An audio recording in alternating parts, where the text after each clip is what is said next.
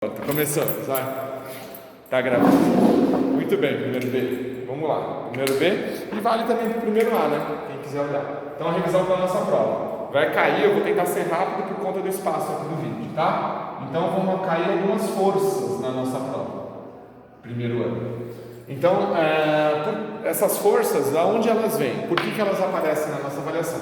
Porque a gente começou a estudar as leis de Newton. A gente aprendeu que a primeira lei de Newton é a lei da inércia,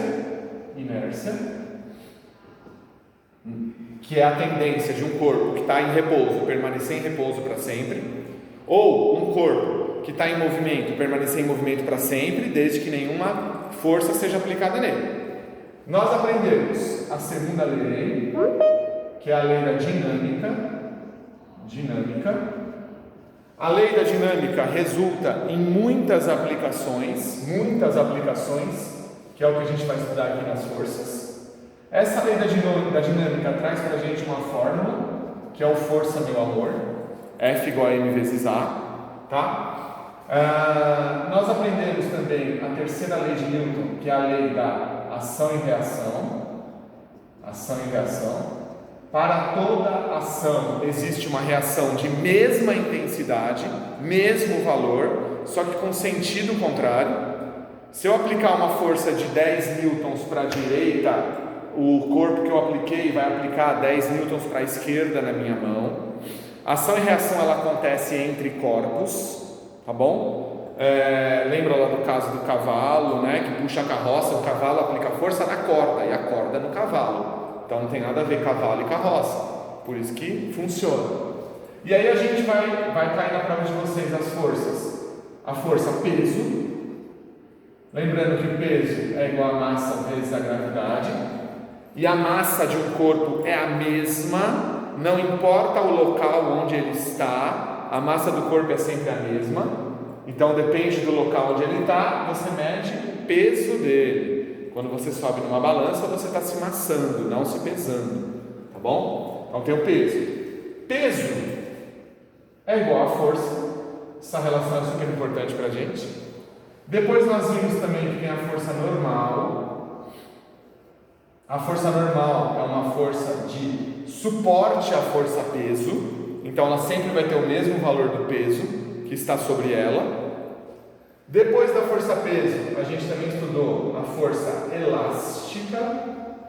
Eu não estou fazendo na ordem do livro, tá? Na ordem do livro é outro jeito. Tem a força elástica, que é aquela força da mola, que a gente tem essa equaçãozinha aqui, ó, F igual a K vezes X. O K é uma constante da mola, chama constante helicoidal, e o X é a deformação, ela pode aumentar ou diminuir de tamanho. Que mais? Nós temos também a força de atrito. A força de atrito, eu peço que vocês prestem atenção na situação do problema. Se é uma força de atrito estática ou é uma força de atrito cinética, depende de cada exercício, depende de cada situação. Eu também posso falar para vocês, aqui ó, no Força Meu Amor, a gente pode calcular a força de atrito assim, né? Sendo que a força de atrito é uma força que atrapalha, é uma força de oposição ao movimento. Então a força que ajuda esse corpo a se movimentar menos a força de atrito é igual a massa vezes a aceleração. Então são esses dois jeitos de achar a força de atrito. Tudo bem até agora? Se alguém tiver alguma pergunta, pode me fazer. A gente ainda tem a força de tração. Deixa eu trazer o computador um pouquinho mais para cá para todo mundo enxergar. A força de tração é aquela dos bloquinhos, ou quando eu tenho alguma coisa pendurada, sempre tem uma corda, né? E a força de tração é M vezes A. Cuidado, porque o exercício de tração sempre pede para achar a aceleração do sistema. E para achar a aceleração do sistema, eu tenho que saber a massa total do meu sistema, para eu achar a força de tração. Tudo bem? O que mais? Temos o plano inclinado.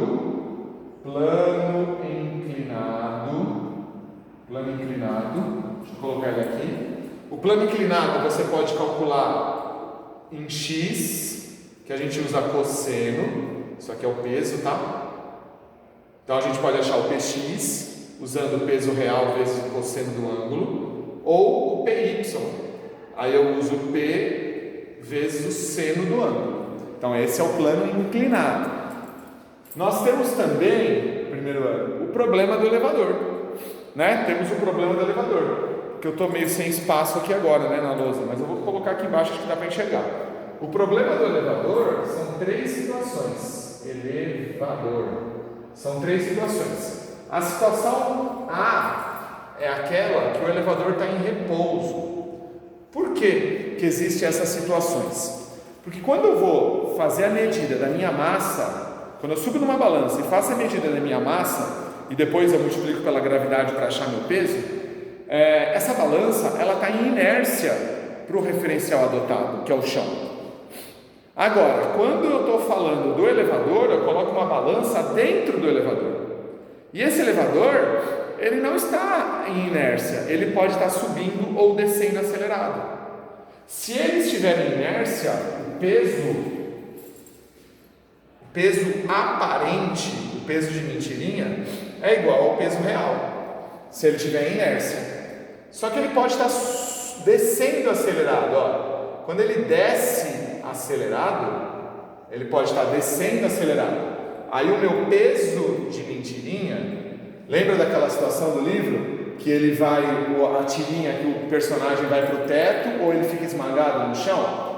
Quando eu estou descendo acelerado, o meu peso de mentirinha, ó, eu tenho peso real, massa vezes aceleração. A nossa dúvida é, mais ou menos? Quando eu desço acelerado, eu ponho menos. O meu peso de mentirinha é menor que meu peso real. E quando eu subo, quando eu vou sobe acelerado, quando eu vou subir acelerado no elevador, o peso de mentirinha, ele é maior que o peso real. Que é quando aquela tirinha lá do nosso livro que o personagem fica esmagado lá no chão do elevador, né? Deixa eu melhorar aqui, ó, para todo mundo conseguir enxergar. Ali, a tela tá melhor aqui, né? Fora essas forças que eu coloquei aqui na lousa para vocês já são muitas, né? Vocês devem ter tido um trabalhão para estudar isso ontem, não sei, quando vocês estudaram. Fora isso, a gente também tem o empuxo, né? Que eu não vou cobrar na nossa avaliação nenhuma fórmula. O que vocês precisam saber do empuxo, que é uma força que é aplicada de baixo para cima. É uma força que é aplicada no corpo, de baixo para cima, dentro de um fluido, dentro de um líquido qualquer, que vai deixar esse corpo com peso aparente, com peso menor do que ele realmente tem. Eu vou dar uma olhada aqui, passar pelas páginas para ver se eu estou esquecendo de alguma. No livro ele fala aqui das leis de Newton. Depois ele fala da força-peso, que eu já falei, força normal, elevador, plano inclinado, força de tração. Estou esquecendo de uma coisa sim, as polias. Uma polia fixa, na polia fixa, nada muda, certo? Polia fixa, nada muda na aplicação de força. E a polia móvel, ela reduz a força pela metade. Então, se eu estou usando uma polia móvel e eu tenho que aplicar 10, na verdade eu vou aplicar 5 newtons de força, reduz pela metade. Se eu tenho duas, reduz metade, depois metade, reduz dividido por 4, reduz 4 vezes, tá bom? Então a polia também é super importante. E a fixa, nada muda, ela só dá maior conforto para quem está aplicando a força. Oi, Sabrina? Como que é a polia móvel? Não entendi muito bem. Como que é o quê? Desculpa, não consegui te ouvir direitinho. A polia móvel. A polia móvel, uma situação interessante de vocês pensarem na polia móvel, ô Sabrina, é uma construção de um prédio onde você precisa levar alguma coisa muito pesada para cima. Então, o que a pessoa que está fazendo a obra costuma fazer? Coloca uma polia móvel, que é aquela polia que ela anda junto com a corda. Então, conforme você movimenta a corda, a polia também se movimenta junto. E aí ela reduz pela metade a força que eu tenho que aplicar. Ela consegue me ajudar, ela facilita a aplicação da força. Se eu tiver uma polia, reduz pela metade. Se eu tiver duas, você vai dividir por 4. Se você tiver 3, divide por 8. E aí vai indo. Tudo bem? Tudo bem?